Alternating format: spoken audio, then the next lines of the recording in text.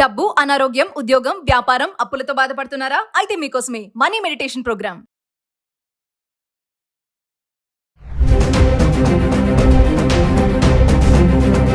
నమస్కారం, నేను మీ అడ్వకేట్ సంగీత. పెళ్లి అనేది ఎవరి వ్యక్తిగత విషయం, ఎవరిది వారే. అంటే వారికి నచ్చిన వారిని వారు పెళ్లి చేసుకోవడానికి అన్ని రకాల ఎలిజిబిలిటీస్ ఉంటాయి. అది కూడా మేజర్ అయి ఉన్నాం. కానీ ఇప్పటికీ కొన్ని ప్రాంతాలలో పాశవికత్వం ఇంకా అది కంటిన్యూ అవుతూనే ఉంది. ఏదైతే ఒడిశా రాయగూడ సంబంధించిన మండలంలో ఒక ఇన్సిడెంట్ జరిగింది. ఇద్దరు, ఒక అమ్మాయి అబ్బాయి లవ్ చేసుకున్నారు. వారిద్దరు కూడా పెళ్లి చేసుకోవడానికి అర్హులే. అంటే అమ్మాయికి 18 సంవత్సరాలు నిండిపోయాయి, అలాగే అబ్బాయికి 21 సంవత్సరాలు కూడా నిండిపోయాయి. వారిద్దరు లవ్ చేసుకున్నారు, పెళ్లి చేసుకుందాం అని చెప్పేసి వారి ఇరు కుటుంబాలకు కూడా చెప్పడం జరిగింది. ఒడిశాలో ఉన్న వాళ్ళిద్దరు కుటుంబాలు కూడా ఇద్దరు ఇష్టపడ్డారు కదా, మీరు పెళ్లి చేసుకుంటా మాకేం అభ్యంతరం లేదు అని చెప్పేసి కుటుంబ సభ్యులు ఒప్పుకున్నారు. వారు పెళ్లి చేసుకున్నారు. పెళ్లి ఊరు పెద్దలకు నచ్చలేదు, చేసుకోకూడదు అని చెప్పేసి వారిద్దరిని తీసుకొచ్చి ఏదైతే ఉంటారో నాగలికి వైఫ్ ని హస్బెండ్ ని ఇటు ఎడ్లలాగా నిల్చోబెట్టి పొలం మొత్తం దున్నిపించారు. దీన్ని ఏ విధంగా చూడొచ్చు? ఇప్పటికీ ఇంకా కొన్ని పట్టింపులు, ఇంకా సంప్రదాయాలు అంటూ ఎవరికి వారి స్వంత నిర్ణయాలు తీసుకునే అంత ఆలోచన ఇప్పటికీ కూడా ఇవ్వరా? అంటే ఇన్ని చట్టాలు వస్తున్నాయి, మనం ఎవరైనా కూడా ఫ్రీగా బ్రతికేంత ఛాన్సెస్ ఉన్నాయి. ఆర్టికల్ 21 ప్రకారం నచ్చినట్టు బ్రతకొచ్చు అని చెప్పేసి చెప్తున్న తరుణంలో కూడా ఇలాంటివన్నీ ఇప్పుడు మనం ఆ ఒడిశాలోది చూస్తుంటే చాలా బాధాకరంగా ఉంటది. ఎవరికి అభ్యంతరం లేదు, అటు పెద్దలకు అభ్యంతరం లేదు, పెళ్లి చేసుకున్న వారికి అభ్యంతరం లేదు, ఊరు వాళ్ళకి అభ్యంతరం వచ్చేసింది. వాళ్ళిద్దరు కలిసి ఉండడం ఇష్టం లేదు, మాకు వాళ్ళు అలా పెళ్లి చేసుకోవడం నచ్చట్లేదు అని చెప్పి పొలం దున్నిచ్చిన తర్వాత వారిద్దరిని టెంపుల్ కి తీసుకెళ్లి టెంపుల్లో వారిపైన ఆ దోషం పోవాలి అంటే ఏదైతే కార్యం ఉంటుంది కదండి, పెళ్ళైన తర్వాత 3 రోజుల కార్యం తర్వాత ఆ దోషం జరిగింది, వీళ్ళిద్దరిని ఇలా చూడకూడదు అని చెప్పేసి తీసుకెళ్లి అక్కడ వారు దోష పరిహారణ చేయించారు. సో ఇలాంటివి జరుగుతున్నాయి. వారిని దోష పరిహారణ చేశారు కదా, ఇవన్నీ కూడా చాలా శిక్షకి కూడా అప్లికేబుల్ అయ్యే ఛాన్సెస్ ఉంటాయి.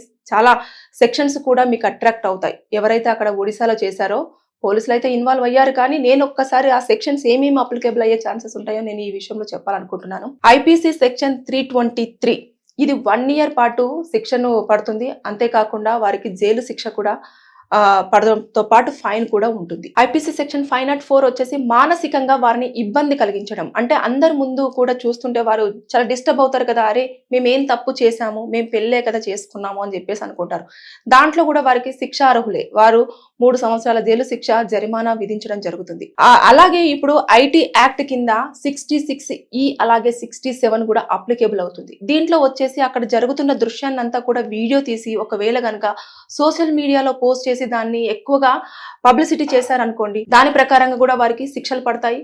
3 సంవత్సరాల జైలు శిక్ష ఉంటుంది, అలాగే జరిమానాను కూడా విధిస్తారు. ఇంకా పోతే వాళ్ళు గనుక ఒకవేళ SC STకి సంబంధించిన వారైతే అట్రాసిటీ కేసులు కూడా అప్లికేబుల్ అవుతాయి. వారు అందులో 5 years జైలుకు వెళ్లాల్సిన అవసరం వస్తుంది. అంతేకాకుండా వారిని శారీరకంగా ఇబ్బంది పెడుతున్నారు కదా, దాని ప్రకారంగా చూసుకుంటే 506, 355 ఇలాంటి సెక్షన్స్ కూడా వారికి అప్లికేబుల్ అవుతాయి. ఇవన్నీ ఉండగా వారు ఇప్పటికీ కూడా ఊరు కట్టుబాట్లు, ఊరు సంప్రదాయాలు ఇవన్నీ ఖచ్చితంగా పాటించాలి, మాకు చెప్పాలి, మాకు చెప్పి మా ఒప్పందం తీసుకోవాలి, మేము అంగీకరిస్తేనే పెళ్లి చేసుకోవాలి అన్న ఇప్పటికీ అలాంటి ధోరణులు కొన్ని ఊర్లలో ఇప్పటికీ చూస్తూనే ఉన్నాం. అంటే ఇవన్నీ ఎంతవరకు? ఇప్పుడు చాలా వరకు సొసైటీ అనేది డెవలప్ అవుతూనే వస్తుంది, చదువుకున్న వాళ్ళు ఉంటున్నారు, ఎలా ఉంటుంది మన లైఫ్, ఎలా లీడ్ చేయాలి, ఎలా బ్రతకాలి అనేది మనకు ఉన్నప్పుడు ఎవరో వచ్చేసి ఇలాగే బ్రతకాలి అని సూచించే రోజులు ఇంకా కొన్ని ఊర్లలో మనం చూస్తూనే వారు ఎంత ఆందోళనగా వ్యక్తం చేస్తుంటారు. ఇప్పుడు తల్లిదండ్రులు కూడా అక్కడ ఏమీ చేసింది ఏం లేదు, తల్లిదండ్రులను కూడా వాళ్ళు ఏదో వెలేసినట్టుగా చూస్తూ ఉన్నారు. ఇవన్నీ మనము చూస్తున్నాం కదా. ఇవన్నీ చాలా చాలా చాలా క్రిమినల్ అఫెన్సెస్ కిందనే వస్తాయి. అన్ని శిక్షలు కూడా అప్లికేబుల్ అయితే దాదాపుగా మీరు జీవితాంతం మీరు జైల్లోనే ఉండాల్సిన పరిస్థితులు కూడా రావడం జరుగుతుంది.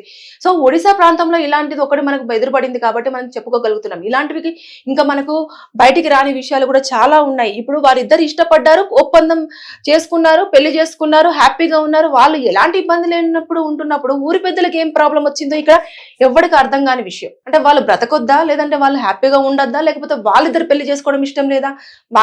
ఇప్పుడు వాళ్ళ ఇష్టం వాళ్ళిద్దరికి సరిపోతుంది, కానీ అందరి ఇష్టంతో చేసుకోవాలంటే వాళ్ళ కుటుంబ పెద్దలు ఇద్దరు ఇష్టం కూడా తీసేసుకున్నారు. ఇంకా ఊరి పెద్దల ఇష్టము అని అంటే అందరికి నచ్చచ్చు నచ్చకపోవచ్చు, కలిసి బ్రతకాలనుకున్నది వారిద్దరు, కలిసి జీవించాలి అనుకున్న వారిద్దరికి నచ్చితే సరిపోతుంది, మేజర్స్ కాబట్టి. అంతేగాని దాంట్లో అమ్మ నాన్నల వాళ్ళ ప్రమేయం కూడా ఏమీ ఉండదు. ఇవన్నీ గుర్తుపెట్టేసుకొని ఇలాంటివన్నీ జరుగుతున్న టైంలో ఎవరైనా మీకు తారసపడినా లేకపోతే అక్కడ జరుగుతుందనే ఇన్ఫర్మేషన్ తెలిసినా కేసులు ఫైల్ చేయడానికి మీకు రైట్స్ ఉంటాయి. మీ వివరాలు కూడా గోప్యంగా ఉంచడం జరుగుతుంది. దయచేసి ఇలాంటివి జరుగుతున్నప్పుడు అలా ఎడ్ల అంటే నాగలికి కట్టేసి పొలం మొత్తం దున్నించడం అంటే ఒక్కసారి ఇమాజిన్, అది ఎంత బాధాకరమైన హృదయ విదారకమైన ఇన్సిడెంట్. అలాంటివన్నీ ఇప్పటికీ జరుగుతున్నాయా? ఇప్పుడు మనం నాగరికత కాలంలో ఉన్నామా, లేకపోతే అసలు నాకు ఇప్పటికీ కూడా అంతు చిక్కని ప్రశ్నగానే ఉండిపోతుంది. నాకు చాలా అంటే ఒక యాజ్ ఎ అడ్వకేట్ గా నేను చూస్తున్నాను. అంటే మనకు చాలా చట్టాలలో ఉంటుంది, మనం ఎలా బ్రతకాలి అనేది చాలా క్లియర్ గా మెన్షన్ చేసి మనకు అన్ని రైట్స్ ఉన్నా కూడా వారు నచ్చి కుటుంబాలను ఒప్పించుకున్నాక కూడా